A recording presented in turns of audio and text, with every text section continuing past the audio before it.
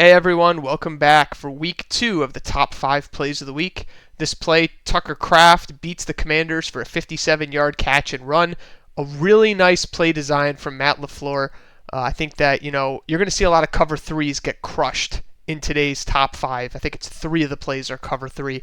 And we're going to cover why that's sort of happening and how teams are really prepared to face it. And I think we might see, a little less cover 3 going forward in the NFL, just by how often I'm seeing this defense get crushed. So let's dive into the play. We get some motion from 83.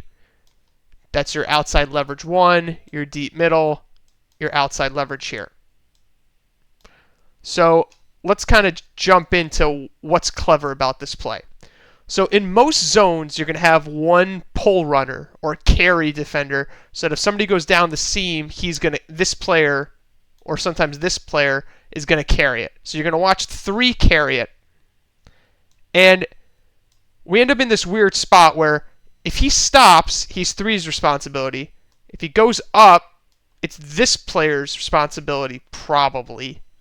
And if he goes down here, it's going to be either this player's or this player's. And this is kind of why the cover 3 is starting to get beat. It's really that this player just has too much responsibility, and I think that coaches need to be a little bit more generous to this player and just say, you need to just stay back. If somebody catches it in front of you, that's fine. Nobody can get behind you or kind of past you. So this player is going to commit down here, and Tucker Kraft's going to come wide open into the seam. And you could see from this linebacker's point of view, he's not expecting to have to carry Kraft all the way up this part of the field. And he's kind of out of position. He's not really running with Kraft. He's like, where's the help? And Kraft's going to go on a nice catch and run. So kind of jumping back in here, what has to happen is these 2 guys, it's generally going to have to be the back end safety. I think it's going to be on this player because he could see everything and the middle guy kind of can't. These 2 guys have to communicate. So he's looking up. He takes that little glance this way. He's like, oh, I've got to follow this guy. So that means at this point, this player has to commit to just man-to-man on this player. He's got to commit. And this is something that, we're going to talk about in cover 3 of when guys should commit, when they shouldn't. This player has to declare what he wants to do. Because if he's going to play just kind of in this spot, I'm just going to highlight a little area here. If he's going to just kind of play this bubble, then this guy has to guard. Sorry, let me get the annotations back up. This player over here is going to have to guard this player if he goes up here, if he goes up here, if he's going to come down over here. This player has to guard him no matter what, which leaves this player open.